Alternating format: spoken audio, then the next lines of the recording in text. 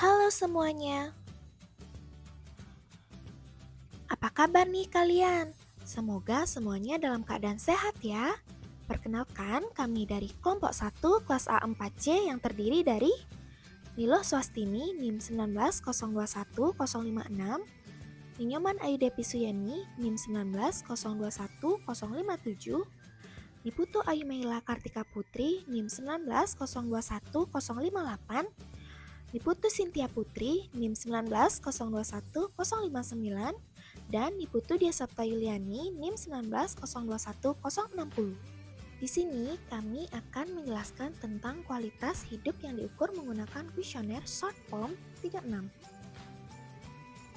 Yang pertama, apa sih kualitas hidup itu? Kualitas hidup adalah persepsi individual terhadap posisinya dalam kehidupan. Dalam konteks budaya, sistem nilai di mana mereka berada dan hubungannya terhadap tujuan hidup, harapan, standar, dan lainnya yang berkaitan.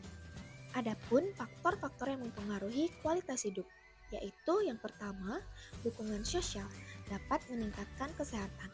Sarana mengatakan bahwa dukungan sosial adalah keberadaan, kesediaan, kepedulian dari orang-orang yang dapat diandalkan, menghargai, dan menyayangi. Yang kedua, faktor psikologis. Faktor psikologis terdiri dari stres, emosi negatif, perasaan tidak berdaya, strategi coping, regulasi diri, dan kepribadian seperti efikasi dan optimisme. Yang ketiga, faktor demografis. Faktor demografis terdiri dari jenis kelamin, usia, status pendidikan, sosial ekonomi, dan perkawinan. Yang keempat, program pendidikan dan konseling yang dirancang untuk memfasilitasi pengembangan keterampilan mencegah COVID-19 bersama tenaga kesehatan dan pengetahuan tentang COVID-19 dapat meningkatkan kualitas hidup. Yang kedua, proses pengumpulan data.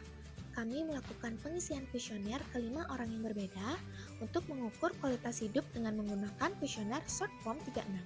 Kuesioner short form 36 merupakan salah satu instrumen baku untuk menilai kualitas hidup, terutama untuk pasien yang penderita penyakit kronis. Dalam pengumpulan data ini, kami mencari responden yang bekerja di bidang pariwisata yang pernah mengalami dampak dari COVID-19.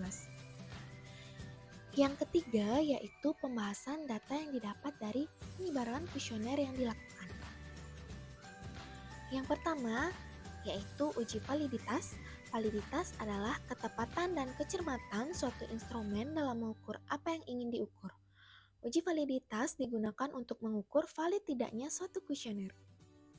Berdasarkan data tersebut menunjukkan bahwa dari 36 pertanyaan pada instrumen penelitian kualitas hidup SF36 terdapat 15 pertanyaan yang tidak valid, yang terdiri dari kesehatan secara umum dengan item 4 pertanyaan pada soal nomor 1, 2, 33, dan 36. Fungsi fisik dengan item 6 pertanyaan pada soal nomor 3, 5, 6, 7, 8, dan 9. Keterbatasan fisik dengan satu item pertanyaan pada soal nomor 16. Vitalitas dengan item 3 pertanyaan pada nomor 23, 27, dan 31. Kesehatan mental dengan satu item pertanyaan pada nomor 26. Sedangkan 21 pertanyaan dinyatakan valid, yang terdiri dari kesehatan secara umum dengan 2 item pertanyaan pada nomor 34 dan 35. Fungsi fisik dengan 4 item pertanyaan dengan nomor 4, 10, 11, dan 12. Keterbatasan fisik dengan 3 item pertanyaan nomor 13, 14, dan 15. Keterbatasan emosional dengan 3 item pertanyaan pada nomor 17, 18, dan 19. Fungsi sosial yang terdiri dari 2 item pertanyaan dengan nomor 20 dan 32.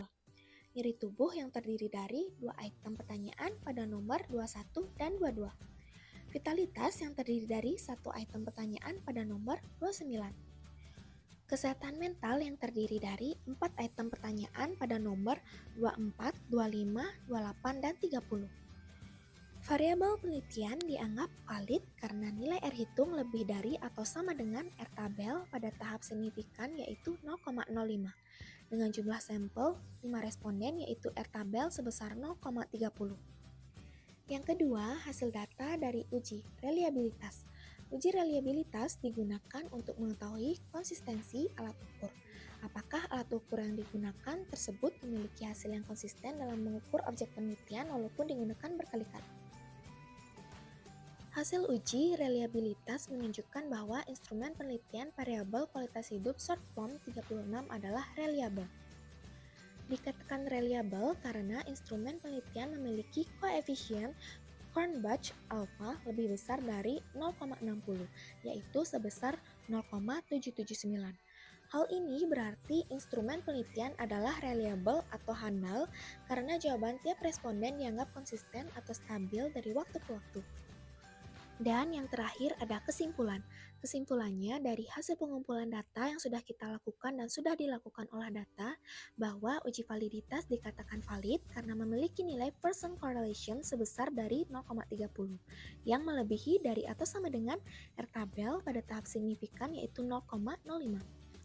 Untuk uji reliabilitas yaitu reliable atau handal karena jawaban tiap responden dianggap konsisten atau stabil dari waktu ke waktu.